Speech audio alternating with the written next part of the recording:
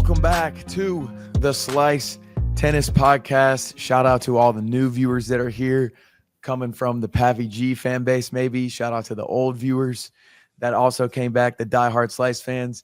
And shout out to anybody that we may have lost along the way after our interview last week. We still have room for you. We still want you here. Please let us be back in your life. But regardless, we have an awesome show today. Steven and I are going to break down how our weeks went. We're going to do a little Pavvy G interview recap. We got to touch on the Djokovic World Tour. The guy has been living the rock star life the last 3 weeks. And then it would not be the 2024 tennis season if we didn't have some more doping talk. Iga Swiatek, we found out that she got a 1-month ban. That actually happened a few months ago. So Steven and I will dive into that. And of course, we're going to give you our best bet of the day, maybe right now, presented by Betway. And let's see. Yes, the best bet of the day presented by Betway. Hit an ace with Betway and get a free bet up to $200 if your first bet loses, plus 50 bonus spins no matter the result. Scan the QR code on the screen or click on the link in the details section to create an account and redeem your welcome offer. Offer is only available for new customers only. Terms and conditions apply, of course. Offer not available in Ontario, and you must be 18 and up. Please play responsibly. I'll also tell y'all why I have a hoarse voice after our best bets of the day, which Steven has a look ahead for us. Yes, I'm excited to hear why you have a hoarse voice, JP. It adds to the allure of the California-looking pot smoking character that some of our pickleball bro that some of our fans think you are. Yes. Very cool. Best bet of the day from our friend at Betway. I was looking, because we're going to be talking about Swiatek's doping scandal later on in the show. I was looking at the odds for the Australian Open. So I made a bet about, or a post about this on the Betway feed, link below to check that out. But the odds for the winners, the outright winners at the Women's Australian Open 2025 go as such. Aryna Sabalenka, world number one, fittingly at the top of the totem pole there at plus 240 to win. Iga Swiatek next at plus 350. Coco Gauff next at plus 450. Those are the top three. And then they got Rybakina at plus 800 and Qinwen Zheng at plus 900. So Jessica Pegula left off there, off the top five. She's actually down quite a ways at plus 2,500. So maybe a little action there for a USA homer in JP. Yeah. What do you think about that? I like that. Honestly, hearing the list, I might be riding the Coco Gauff wave. I know the odds, we would like to see them maybe a little bit higher, maybe in the 5 or 600s, but it's hard to deny her end of the season, the coaching change, the confidence that comes with it. Yeah, we could be in for a massive Coco Gauff year, and I would hate as an American not to be riding the wave in the beginning of it. So I kind of like that. Who are you feeling? I like that. Although the Australian Open surface, quick surface, typically not her best, but you never know. Maybe I think, as in the theme of comebacks, Elena Rybakina coming back, a new coach also, I believe, took kind of a weird leave from the tour last year, but she won Wimbledon 2022. She's a killer on the hard, fast courts as well. So I like her at plus 800. Also, Naomi Osaka plus 2,200. There's a chance. So you're saying there's a chance.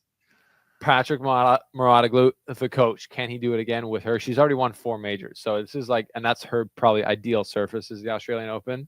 Multiple time winner of it, I believe.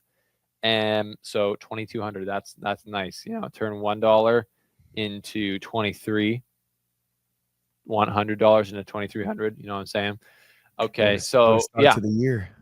It's going to be a wild tournament. The WTA Tour ended in a way with Coco Gauff taking home the biggest bag ever on the tour. We talked about that at the WTA finals. But yeah, that's a look at the Australian Open 2025 odds on the WTA as our best bet of the day. Love it. That'll be a great start to the year. Some money in the bank if it all goes well.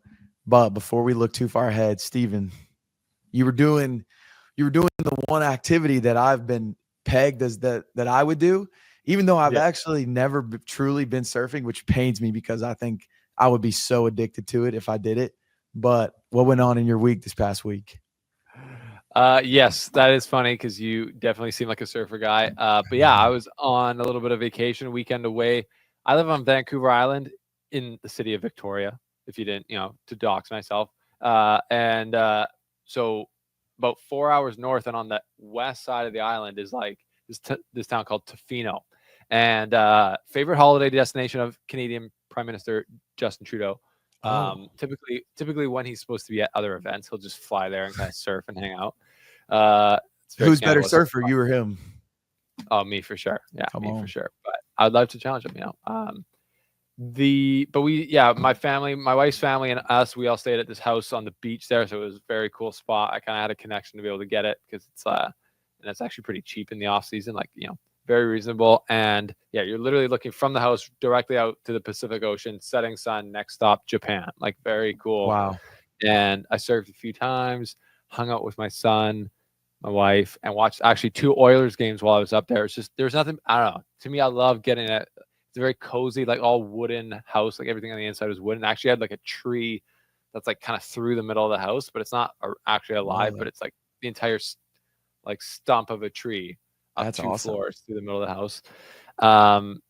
Sitting there watching, having a beverage, watching the Oilers game, Hockey Night in Canada. Very, very, very like West Coast Canadian, as much as it could be, because it's not snowing here or anywhere close to it yet, even though it is December. So yeah, that's my week. That was my weekend. Great weekend. And I've heard that it potentially was snowing in your neck of the woods in this last week. JP, it did. It's snowing right now, which is insane. But I don't know if I've told you this before on the podcast or not, or maybe either I have or I've said it off camera, or I have just never said it and I've always thought it. But your wife, her Instagram page, the aesthetic is so good. And any post I see, anytime, especially when you guys dress up, when you got baby Shep dressed up, like everything about it is so aesthetically pleasing, and exactly like this house you're describing. I feel like that is the look that you guys, the vibe y'all give off in general, and then the message, like I don't even know how to say it, but what y'all portray out there is just like such a cozy, warm aesthetic that I love viewing. Like I watch your stories, watch her stories, and I feel calm looking at it. Well, that's very nice. And I'm going to tell Nicole, I'll make her watch this part of the podcast, although she always watches all of her stuff. She'll be very happy about that. We try not, put out too much of a image. We kind of just try and document what we do. But I do feel like we're kind of calm. She calms me down a lot, which is good. Yeah. And definitely that was definitely a cozy weekend. Our home here is also pretty old. It's like an 80-year-old house where we live. So it's pretty cozy as well. Y'all crush it. Appreciate that, JP. Of course, a little bit different than probably my aesthetic of my pages, but that's what makes it so good. My week was great. The snow is cool. I like one good snow day a year, maybe, or not one snow day, but maybe a snow week, because sledding is like peak fun to me. Last year, love surfing, then, of course. I know, exactly. Last year, Sid and I went to the Capitol. It's like the Capitol Hill. And the hill is gnarly in Nashville, like dangerous for a lot of people. And I could have stayed out there, I'm telling you, for like 8 hours. Sitting was kind of, after we hit like 5 or 6 runs, Sitting's like, hey, like let's head in. It's pretty cold. I'm like, hang on, just one more. And it's a trek back up. So we got a little snow today, but the main thing I need to share, why my voice is hoarse, and it'll be quick. We have college football rivalry weekend. So Clemson versus South Carolina. Got my little Gamecock back here. And Sitting went to Clemson. I went to South Carolina. So we are a house divided. Wow. Which means I was behind enemy lines this weekend when we went to the game. And Clemson was ranked a few places above us. So they were 12. We were 14-ish. And we're looking for a spot into the college football playoff. And we ended up getting the dub. So I was screaming, cheering on my boys. I'm passionate about anybody I'm a fan of, any team I'm a fan of. And this is what happens to me when I lay it all on the line for those people. And also, if I have this voice, you can pretty much bet money that I had one of the best weekends ever when I'm hoarse like this. So it was incredible. How was Thanksgiving? How was the Thanksgiving? Thanksgiving was awesome. First one as a married couple. Yeah. Hit the lunch at her house, dinner at my house. So we had 2 Thanksgiving meals, and we were stuffed. And this is one of the more insane things. So the guy I work for, Taylor Lewan, he used to be a left tackle for the Titans. He was huge when he played, probably 315, 320.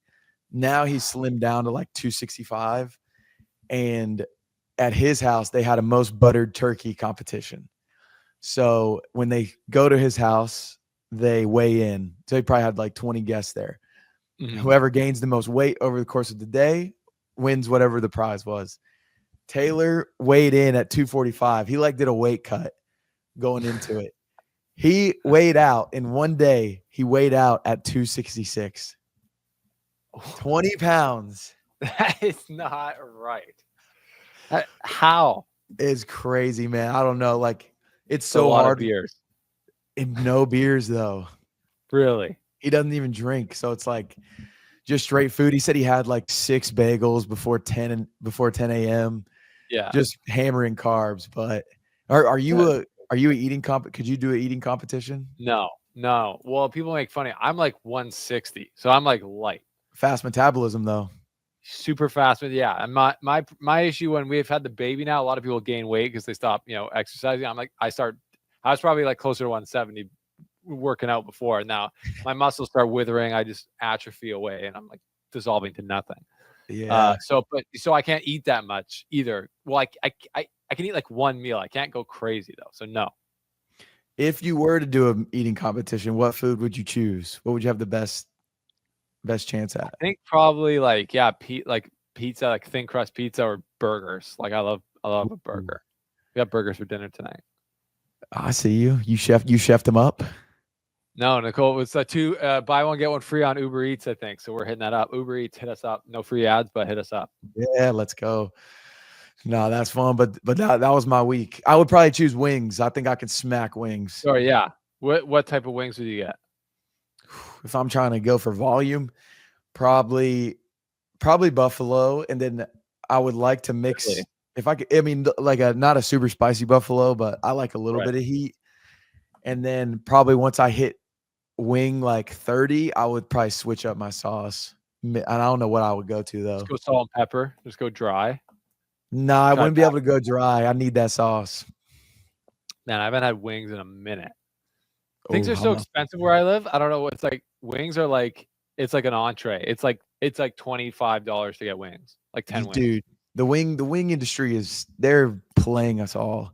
Beyond corrupt. It's crazy. We got to go to at Publix. That's where you get your best bang for your buck. So is that right? Yeah, I can smack some Publix ones. Well, in university, I think I believe I remember this from university, which is now disturbingly, it's 10 years ago, literally 10 years ago, which is that blows. When I started university, that was technically 2013. Yeah. So in my first year, we went to this pub called Shaughnessy's or Old Shaughnessy's or something in Calgary, and they had 10-cent wings in Canada. So you would get a dozen wings for $2.20, I guess. Yeah, I mean if they're 10.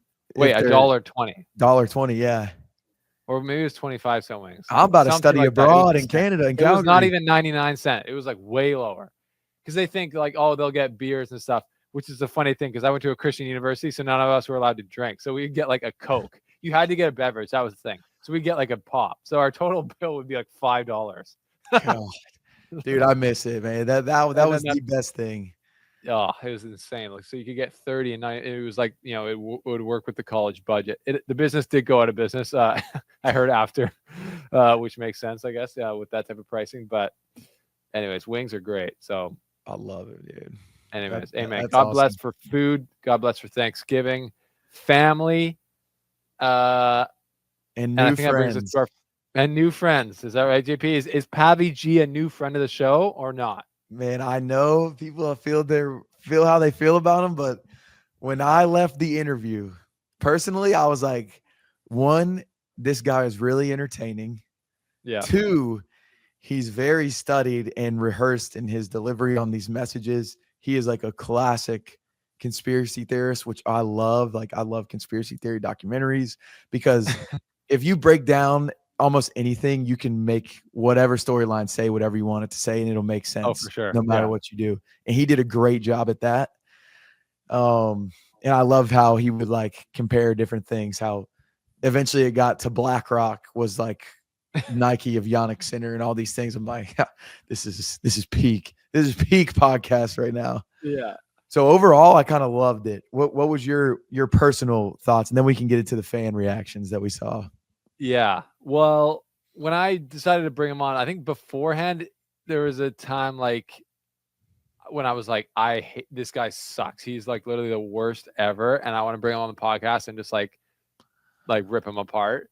And but in general, I don't get that upset about things on the internet. Like people like, I've always thought he was a troll, and I Right. still do. And I would say that to his face. I still, just looking back, I'm like, you can be right, but the fact that you're posting about something like 20 times a day is troll behavior. Like if Federer was posting about anything on Twitter 20 times a day, you'd be like, Federer is trolling everyone. Like, Right. like what is going on? So, and I think, some of the things he does, like I disagree with a lot of his opinions.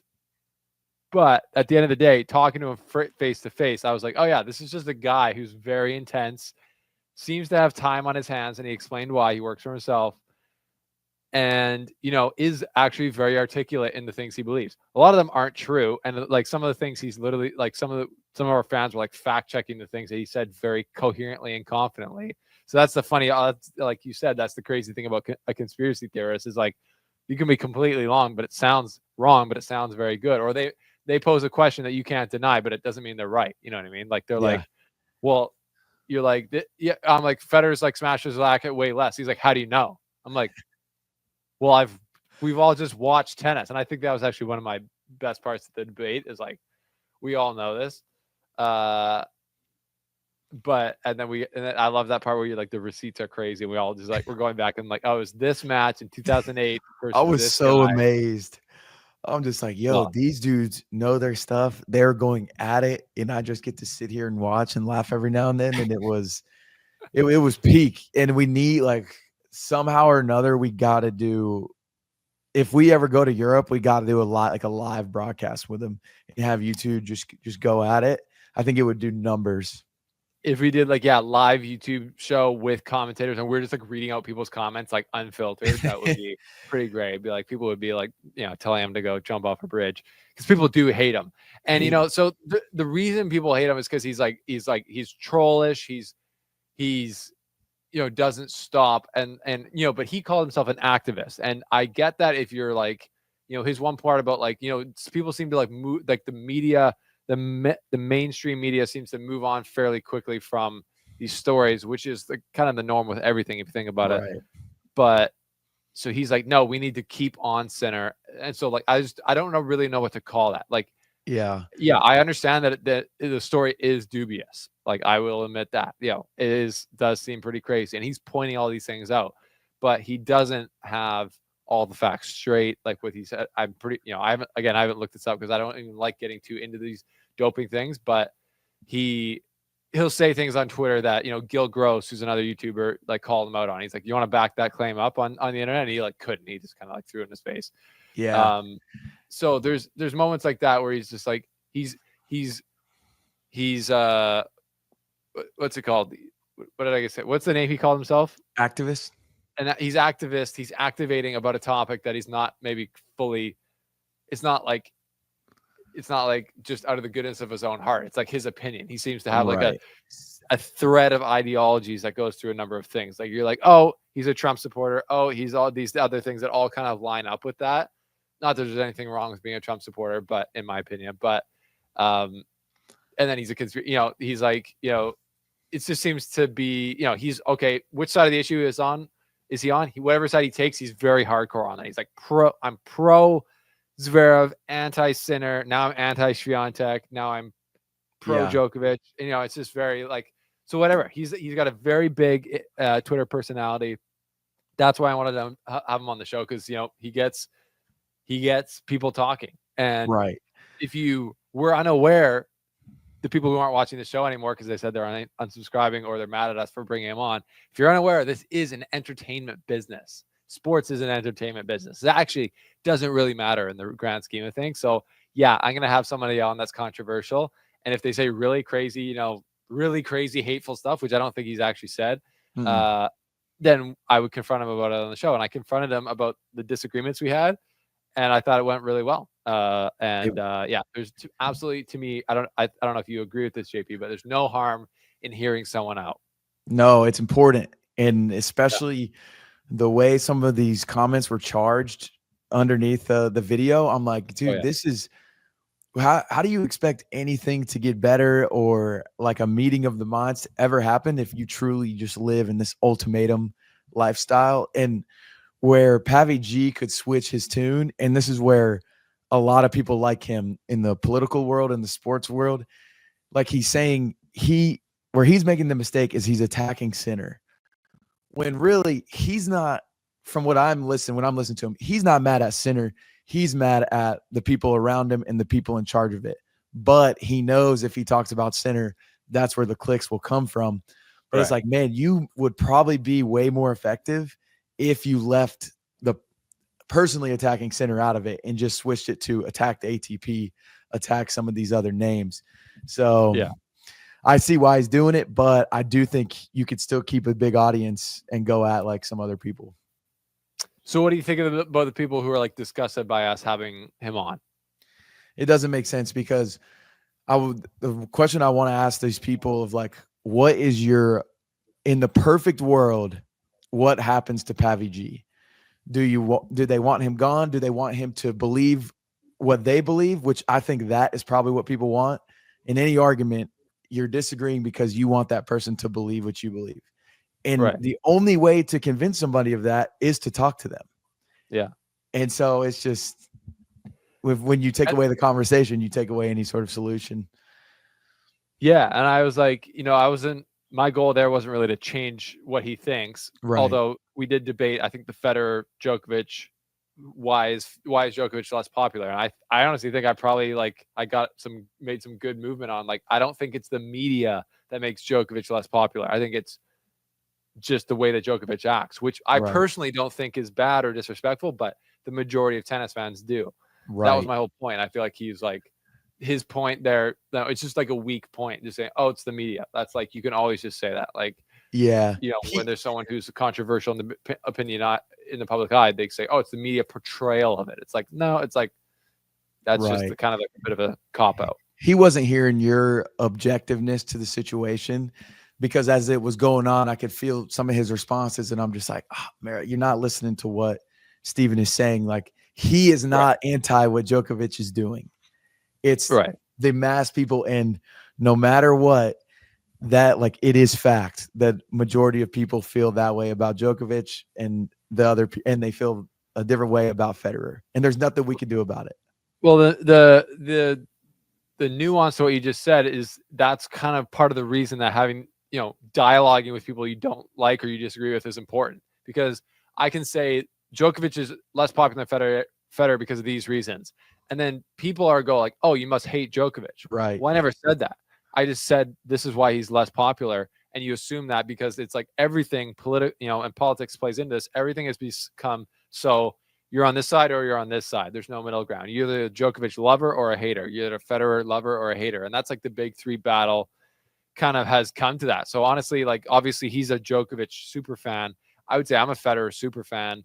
Doesn't matter anymore, but us debating, I think we both showed that, he said he has big respect for Federer, how he played his game. Exactly. And I've said that over and over and over on the show. So hopefully people can see that's not, oh, I don't just hate Djokovic, but we can like talk about things with nuance and with specifics, and it becomes more interesting. And it's just not interesting if it's just like a bunch of like puppets saying like, they're like war chants against each other. And so I don't know, that kind of proved the whole reason why we should have him on there is a lot of these people's responses, I think. Yeah, I also think another next step would be we've got to see a Steven versus Pavvy G tennis match, because he plays a lot. And you know I'm riding with you. I appreciate that. I do think I would hopefully win. I would assume I'm more athletic than him. No offense, Pavvy G. I just think I'm also a lot younger than you. Younger. But yeah, I think that. But he is one of those guys who's probably like he's a club play. He plays a lot more than I do, I'm sure. Yeah. And I've lost a lot of times to guys who are in like their 40s and 50s because they just know where to put the ball, and I just end up beating myself. Although I am turning that corner. But then I guess the other thing I wanted to touch on is some of the tennis. I had one guy, Mike James, who's part of the Morataglu Academy, say I think he tweeted on one of my things. He said rookie move, essentially me having on because I addressed it. I said a lot of people thought I shouldn't have had Pavvy G on. He just said rookie move, and like I feel like that's probably a lot of people who saw that who are in pro sports media saw what we did and were like, oh, that's a bit cringe. And it's just to me, it's just like, yeah, that's why we're different on the slice. Than like we're not gonna have someone like that maybe on the tennis channel. Although I feel like they probably would for clicks. Like it's pretty clear that they'll do anything. They're for dumb views. not to. And, yeah, and So anyways, like the tennis media establishment, like Pavvy was talking about, is a bit. They're like, no, we just want the same people saying the exact same opinion over and over and over. We're gonna have Tim Henman on every single year saying the exact same thing. We're gonna have John McEnroe on saying the exact same joke that everyone hates every single year. I love Johnny Mac. I'm not one of the people who thinks he shouldn't be on there, but you can have diversity of opinion and thought and characters, and like maybe we'll never have Pavvy on again, but I'll talk to anyone who's not like seriously like off the deep end. Right. And clearly it works because people tuned in and want to see that type of stuff on the internet. So yeah. Anyways, I just think that's funny, but it was pretty big reaction, but it was fun. It was definitely at least entertaining, unless you're a super snowflake who gets triggered by everything. It should have been entertaining to you to see it go down because it was pretty heated at different points. It was, and it was the perfect amount of heated. Like from my personal perspective, which I feel like is similar to a lot of common normal sports fans, is like, man, we don't have very many debates like this anymore, where y'all can go at it. And then it's like, all right, move on to the next topic. And there's like a clean slate. Nothing about the previous conversation is being carried over into the next. No one's crying. Right. Like he respects you as a person. You respect him as a person. And then it's like, then we can go at it. And then it's all good. Yeah. So yeah, and that's called being an adult, and I think that's called being in media. So that we had fun with that. So I have no regrets about that. It was very interesting to see the way he kind of thinks about these things. And then now when I look at his tweets go out, I just go, it's more like instead of like this mythical creature on Twitter that you just want to like delete somehow off, like if you could just delete their account, you'd be like, there's Pavvy again. He's just yodeling from his couch. Like he's off his rocker again. It's like, Pavster, come on, get back to your room. Back to your room. So that's we can have fun with that going forward. I think we can we'll get on we'll tweet at him and we'll know who we're tweeting with. Yeah, actually I guess I do have to, I know we touched on it during the podcast, but one more piece of prop I have to give to him as somebody that is a mega sports fan, and like I love to be a fan of athletes and teams. Yeah. I will never get over the fact that because he was such a big fan and defended Djokovic so much, he got to sit in his box. Like, yeah. But and today, still does, I think. And still, like, he sat in his box 3 years in a row at Wimbledon or something. And like today, the Gamecock football Twitter account retweeted this thread that I did of me and my friend. My friend typed it all up. He's like, bro, you have to share this. I'm like, I don't want to take this stolen valor. Like, you put so much time. And he's like, just do it. Gamecock football retweets it. And I'm like texting everyone like, dude, Gamecock football they just retweeted. But like, it's the coolest thing in the world. And he had that at the largest level you could possibly get it. And it's like, man, what a fan. Number one fan in maybe the world of any sport. Yeah, for better or for worse. And he's locked in for life, Locked in for life. I'm surprised Djokovic didn't take him on his world tour that that was happening last week. I'm surprised he didn't have the Pavster in the PJ. Bro. Going from, where was he, JP? He was in Qatar. Qatar, Argentina, probably back to Serbia. I saw him. He was at the soccer match. Then he was at the tennis exhibition thing and the Yeah. race. The guy was killing it. I tried to get Del Potro's agents Juan Acuna on the podcast, and he actually just texted me back, and he was like, "Man, I'm taking off from Argentina right now. Would love to talk about it. Absolutely legendary weekend. Sorry I missed it. Let's make something happen soon." So, Okay. and Juan's with IMG. Djokovic obviously is also with IMG, so they have a little bit of relationship. It seemed like an epic weekend. It seemed like Yeah. a proper weekend for a GOAT like that. As we dive into it, these two things, which would you rather be at? Would you rather be at that F1 race? Would you rather be at the retirement tennis match or the whatever soccer game was going on that they attended? Of those three, Yeah. what Well, are I you think choosing? good question. I mean, as a tennis, I probably have to say Djokovic, Del Potro retirement. That's pretty sick. But if Yeah. it had to be like the rank, it would be like the Djokovic, the Del Potro retirement would be number one. I think it would be that soccer match number two. That would be just like a cultural Yeah. moment. And then the Qatar F1 probably would be my last one there, but would also be cool. Yeah. What a weekend for him traveling around. Djokovic also announced his new partnership with Qatar Airways, which is one of the big airlines in that part of the world. They've got those. I remember being in the London Heathrow Airport, seeing they got, I think it's the Airbus A380. It's like the one that has this top that has a second floor on the front of it. Watched it take off from right beside. And I was like, bro, it is crazy that that plane can lift into the air like without just, I don't even know. So that's big. So Djokovic is making moves in the offseason. Already, obviously, hired Andy Murray to be his coach. So that's going to be absolutely crazy. Have we talked about that on the podcast? I don't think we got. I know we've like briefly mentioned it because last week I was like, I'm gonna pick Djokovic to win the Australian Open because what a freaking start to the year. Andy Murray, Right. Novak Djokovic, Australian Open champions. Right. Andy Murray 1-0 as a coach in Grand Slams. That would be crazy. Yeah, but it's been a massive little offseason for him here. Apparently he's not on the court at all. He's just doing his thing. But I think for the legend that is Novak Djokovic, that's okay. He doesn't need to be on the court. He doesn't need to be grinding like the other plebs. He can do what he wants, fly around, take in things, and probably show up in January for the Australian Open and be easily one of the favorites. So yes. And another quick one before we hit Del Potro's best moments. If you were Djokovic, obviously you have a lot of access to stuff. Which three sporting events would you want to attend? You can go to anything you want because you are him. Which ones would you go to? Well, what do we got here? I mean, it would be like the Four Nations Cup would actually be sick. So in hockey, they're doing the Four Nations Cup. It's Canada versus the U.S. versus Sweden versus Finland. So it's like a round robin.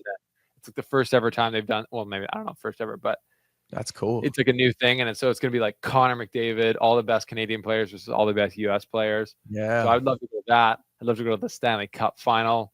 Well, it depends who's in it, to be honest. If it's the Florida Rats again versus some lame team, not too stoked on that. And I feel like like the World Cup final or something like that. That's the World Cup final was number one for me. Yeah, I can't imagine being honorary ref. Getting to pick the soccer ball up. He's walking out there with like holding someone's hand like he's a little kid.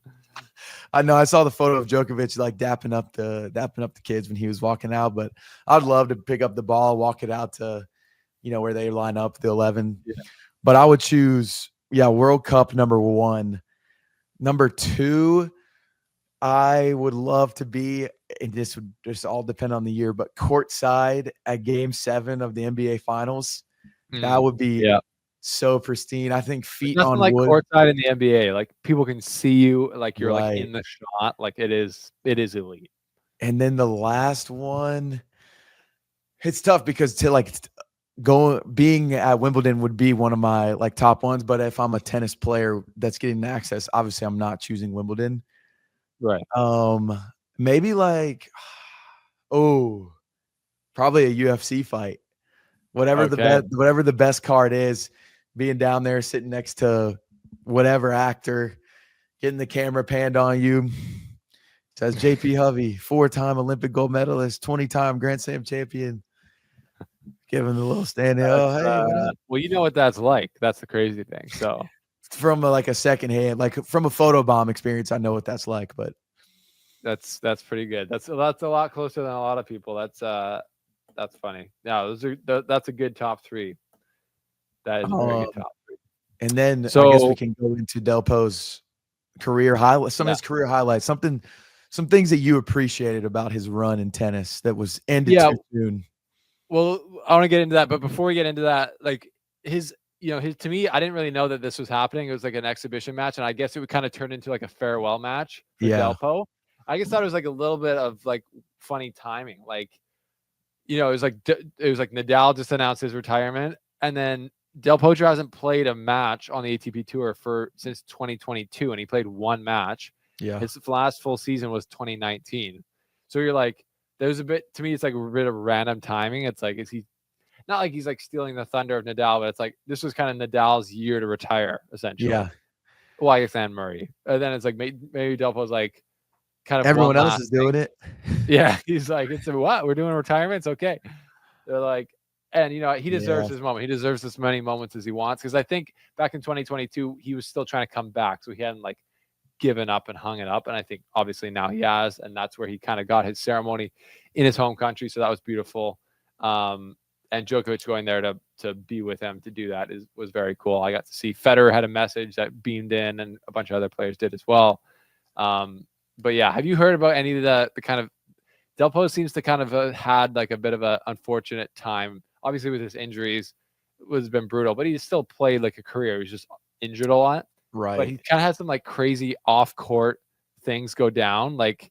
And this is like not being a good reporter on this because I haven't really dug too much into it, but I think he like doesn't have like a lot of money left over because of like crazy family dynamics or like, kind of people maybe taking advantage of his wealth in a way. So he's like, it's not like I'm sure he's fine, but it's like, he's not like you would expect based on his career earnings. So people can look into that and tell me if I'm right, but there is he has a bit of I think some weird family kind of scenarios. Yeah. He also has bad health. Like it's like he has this weird kind of, I think like basically in inflammation around his body that was like part of why his like body was always like getting injured. I know. I saw so something that it was like he's like, man, I just hope there's one day where I can walk without pain. Yeah, I was like that. Oh my gosh. Yeah.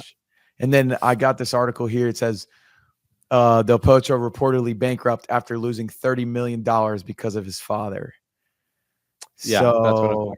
Yeah, I guess there was, I don't know what exactly they did, but it's funny because freaking Lionel Messi, he was getting into trouble in Spain. Obviously, he has infinite amount of money, but his dad also got into like some tax trouble, and they were like trying to jail Messi and all of these things. I don't know if maybe his dad went to jail at one point, maybe he didn't, but it's crazy, man. The family dynamic when the money comes into the play is so sad.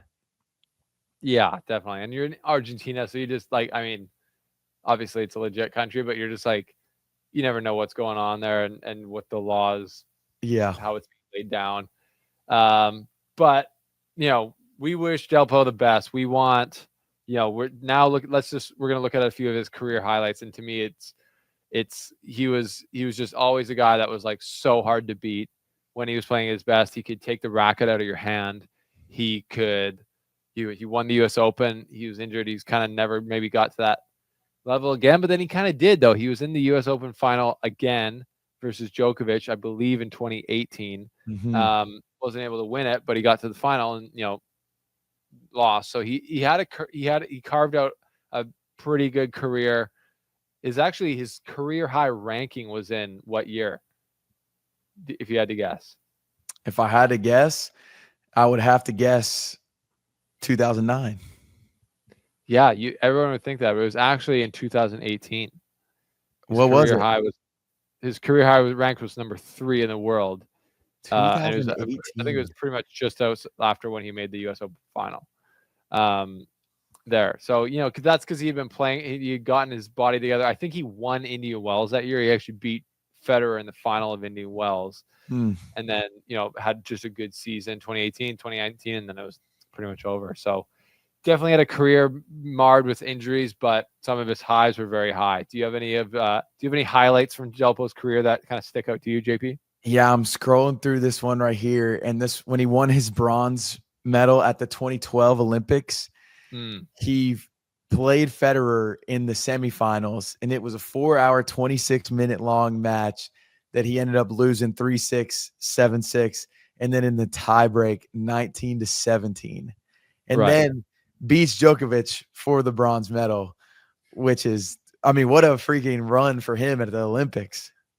Yeah. And then, I mean, he's kind of been Djokovic's like kryptonite at the Olympics. Like he made Djokovic cry in 2016 when he beat him, I think, in the first round of the Olympics. Yeah, I'm seeing it right here. And then he went on. Andy Murray won 2016, actually, and 2012 Olympics. But yeah, pretty big moments for Delpo, specifically against Djokovic at the Olympics. But yeah, that 2012 Olympic tournament in London at Wimbledon on the grass was pretty crazy. Federer beat Delpo in one of the most epic matches he played. He probably should have won that in more straightforward fashion. Yeah. And then he had no gas. He got cooked by Murray in the final. That was after Federer won Wimbledon like a couple weeks prior, I believe. Yeah. Beating Murray in the final. So that was a crazy flip-flop as well. And then you just alluded to that 2016 Olympics when he beat Djokovic. Yeah. It was, at the time, he was ranked number 141, and Djokovic was number 1, and he beat him 7-6, 7-6. That was crazy. That was crazy. And that was Djokovic, where he was like, this is my time to get my medal. That was 2016, right? When 2016 is when he beat Djokovic when he was ranked 141. That was an interesting time in Djokovic's life. Pavvy G wouldn't want to hear about this, but where things were going on in Djokovic's personal life, I'll just leave it at that. Where he was at the peak of his career then. Essentially, he was like 2015 was probably his best year ever. 2016, I think between 2015 and 2016, he won like it's like a non-calendar year Grand Slam. He held all 4 majors at the same time, which he's the only big 3 member to do. Yeah. Dang. In that same Olympics, he beat Rafa in the semifinals. Delpo. Yeah. Yeah. No, crazy. And then did he lose to Murray in the final? Lost to Murray in a 4-hour, 2-minute final. 7-5, 4-6, 6-2, 7-5. Crazy. Yeah. No, Del Potro he's a warrior, throughout his career as he like battled through injury. That's kind of one of the main things you kind of think of, always having to come back, always having to overcome this pain that he was playing with. But then also he won some magnificent like battles. One of which is my, stands out to me, is his US Open title, 2009 against Federer. That tournament was crazy. People talk about it. He was the 6th seeded player there. He beat Marin Cilic in the quarterfinals, and then he beat Rafa Nadal, the 3rd seed, 6-2, 6-2, 6-2 in the semifinals. Just absolutely drummed him. One of the craziest results ever. Like that, like that was in the height of his.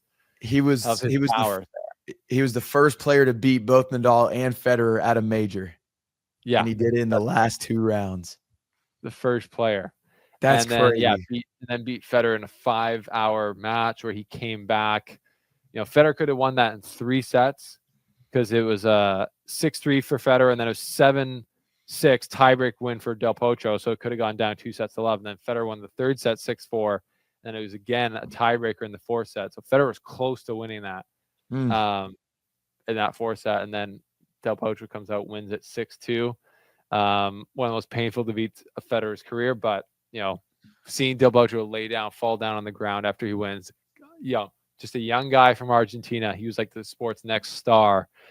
Yeah, crazy. And it never really materialized. People thought, he would be up there consistently. And I think that the main reason you got to chalk that up to is his injuries. Because I think like without that, he would have had more and his level would have been higher after, if things had gone back. Like, I don't think he was really ever the same since those initial set of injuries.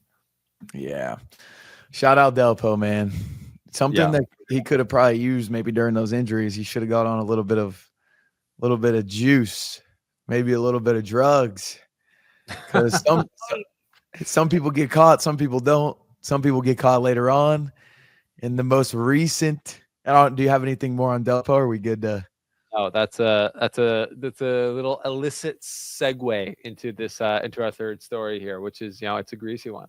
Swiatek, man, we found out she had a 1-month ban that started in the end of September, and then it went until a little bit into October, but now it skips and it ends December, whatever. Maybe it's over tomorrow or the next day.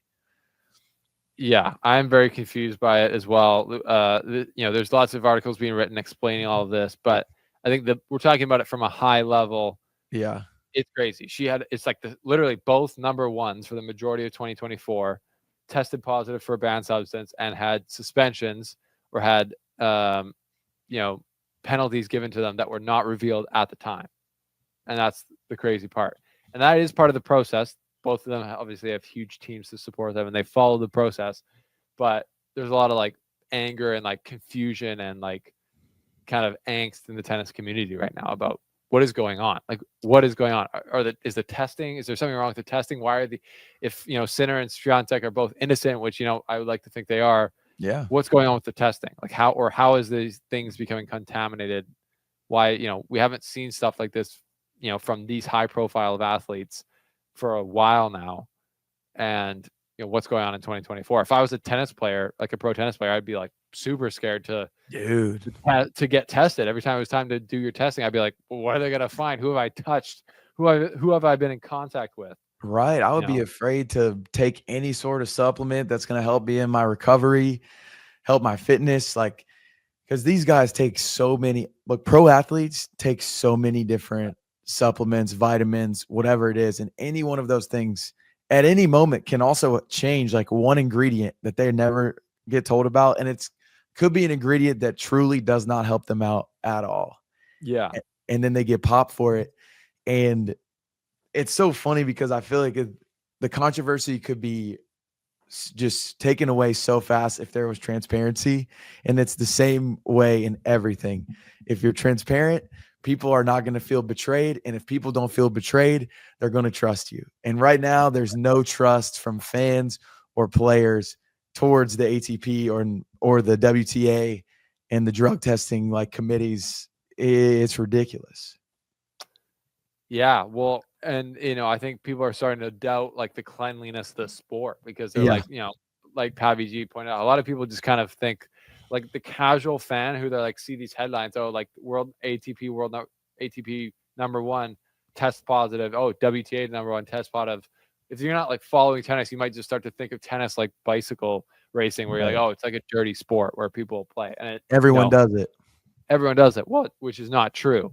At least right. Not to my extent of my knowledge. Yeah. And but it is just, is it a coincidence that they both tested positive in the same year? It's pretty crazy one because both of the stories seem pretty crazy. What do you make of the story? Melatonin is a very common sleeping supplement that people take. And she ended up getting the company that made it in Poland, I believe it was a Polish company, releasing a statement about the batch that they found, and I didn't even fully understand what it said, but to me the whole the theater of being I feel like it's a plausible thing where it's it's a drug that gets manufactured in a facility with tons of other ones, and it's such a small amount of the drug that's in there, of the trimetazidine, TMZ, which I always thought I got confused in the articles. They're like TMZ. I'm like, what? Why are they involved? Yeah, how are they involved? It makes sense again, and if you play it out this story with Sinner, logically made sense. You're like, yeah, this could happen, and you look back at photos of Sinner's physio, and he had bandages on his hand during that tournament, it all but then what Pavvy G said, is that true? None of these guys would ever let that happen. Why would they ever do that without a glove on? Right. Et cetera, et cetera. This is a known substance. Clostebol is a thing that many, many Italian athletes have gotten popped for. That also makes sense to me. Yeah. You know what I mean? And it's also they're both the number ones. They're both machines out on the court. It just does kind of put a cloud over the sport a little bit in a way. And maybe there's more maybe this is transparency. Maybe there's more transparency than there used to be. Like, I don't really know how the process has evolved over like since 2005 and 2008 when Federer and Nadal were like breaching the peak and changing the game, and they were like beasts on the court, and everyone like couldn't believe how athletic they were and how well they moved. It's like, were they getting tested all the time compared like they are now? Yeah, that would be fun to talk to an older player, ask him what the drug testing situation was like, and then compare it to a newer guy, because the guys now complain all the time about the drug tester showing up at the last minute of the window, that their windows are at ridiculous times. Yeah. So I don't know. And what I also think would benefit the ATP, WTA, whoever, if they would put out more like specifications about the drug, like she gets popped for something with like more melatonin, and it's like, okay, so why is this an advantage to her for Sinner? Or why was on the banned substance list? Yeah, exactly. Because when you hear it at face value, it's like, I mean, yeah, like she's just she wants to sleep more, I guess. Like, how's that making her the number one player in the world? Right. Well, it's like she took melatonin and had like this tiny bit of this other drug. Yeah. So what is this other drug? How does it enhance performance, and what amounts would be needed to enhance performance? So then people can be like, oh, there's like a picogram in her system. So, and she also got tested 2 weeks ago and there was nothing there. And 2 weeks before that, there was nothing there. So clearly she wasn't on like a cycle, and it was just ending when it got caught. Yeah. So you can kind of put to bed these things, and, people could do their own research, but nobody's going to spend the time doing that. It would be great, but then I guess if the tours or whoever made like a case for the player, it would seem like, corrupt, or they were on their side or trying to cover things up. So, it's a very messy scenario, and they're trying to keep the sport clean. So like, that's why they have all this testing, and the instruments are very sensitive. And yeah, I don't know what the solution is to not have this, because it seems like these players have a lot of resources to be careful with. And I think they would. If I was them, I would be like a germaphobe. Like, I wouldn't be shaking anyone's hand. I wouldn't be like signing autographs. They're like, people from the crowd are like throwing them a pen, like a marker to use. Like, who's touched this pen? Like, there could be clostable on the pen. Like, right. I wouldn't be touching anyone. It would like mess with me. I'd become like one of those, whoever that guy is that runs that game show that doesn't Howie Mandel. He doesn't touch anyone. I'm a pro tennis player. I'm like, new balls, please. I need a new ball every time I'm serving. Don't touch me, ball kid. Like, man, it would make me go nuts. It's just like, how do you navigate that? I know there's one way to navigate it, and we just look over to the MLB and look at the most entertaining time period they ever had. The boys were juicing. Maybe we open it up for 2 years. Say, boys, girls, whatever you need to do to get you to your optimal level, do it. And then set these arenas on fire, because we're about to put out the best product we've ever seen. I don't know, man. I don't know. I don't even know. I think tennis is so technical that I don't even know if juicing would help. I think the thing that people complain about right now, and Carousel, who we want to get on the show still, check your DMs, talked about, is the temporary usage, the TUEs they call it. I don't know if you've heard about this, JP, but the temporary usage exemptions. And a lot of players apparently have these TUEs for Adderall, like the ADHD drug. Focus. And a lot of them don't have ADHD, although everyone now is coming out. It's like, I have ADHD. Like, I don't know if you know of people who are like that, but I have all these like people who are like, yeah, I have ADHD. Now I'm taking this thing that helps me focus, and I can focus better. It's like, well, of course you can. You're taking a drug that can help you focus. Like, I don't know if that proves you had ADHD, but it proves that the drug works. But all these players are all like, so I look at Djokovic or any of these guys, and they're playing these 5-hour matches, and they're like focused the whole time. I'm like, okay, so I can see how these drugs could help that, but I could also see, like, you've trained your entire life, and Djokovic and Federer and Nadal, they're all a little bit crazy. Like, let's just be honest here. Like, they're all a little bit on another level, and like Djokovic not eating chocolate, he becomes a vegan. He's doing all these sacrifices to be able to focus. Yeah, I think we could all focus in a U.S. Open final for 5 hours. I think but the main the drugs that would help. It's not like, Barry Bonds is juicing, so he's just like has more muscle mass. He can swing his bat faster. Right. That helps. Like swinging a racket harder doesn't really help you. The net the net is always there and the lines are always there, and you can't Yeah. go past them and you can't go Yeah. through them. So it's like you can I be think a the main thing was strong like stamina. Like it's a stamina thing. right. And then, but yeah, it's like there's so many guys. It would honestly be so hard to tell who's on it and who's not because they're already all pretty much in such good shape. So Yeah. And there's the crazy thing is there's no in cycling, you can just prepare for this event with your training and then get off like the show Icarus. They literally show how they game the system there. There's no off season in tennis. So you're not gonna yeah, like be having like a 3-month block where you're just training and juicing and getting like in way better shape than everyone else. It just you can't do it. So yeah, I don't know. People are gonna doubt it. I don't doubt it. I think that sport's clean. I personally think Sinner and Swiatek are clean. And are just unlucky, I guess. And I guess we'll see if more people start getting popped and, if they get popped again. But I can't imagine, right? Like I just can't imagine. So yeah, that's an interesting place where they're at. We'll see Swiatek. We'll see how she navigates. We'll see if there's any, the WADA is, I believe still investigating the Sinner case. So we'll see if there's any further developments on both of these people's eligibility going forward into the Australian Open. But for our sake, JP, I hope there isn't because we want to see them play. We got to see them play. We need them. We need them. We need the entertainment. So I'm sure they'll figure it out. And I'm with you. Yeah. I don't think these players are blatantly trying to cheat. So yeah, they'll figure it out. Before, right? If they are, I think they probably all are. You're right. It's not just one or two. But Sinner is killing everyone right now. He is. It's ridiculous. Like that's a terrible argument. So you're like, oh, so somebody's not allowed to be dominant in a sport, right? Like Djokovic dominated for so long. Tom Brady not clean. It's like, well, hang on. He never could throw the furthest. He never could throw the hardest. He wasn't even the most accurate. He's not even that jacked. Yeah, he got the dad bod.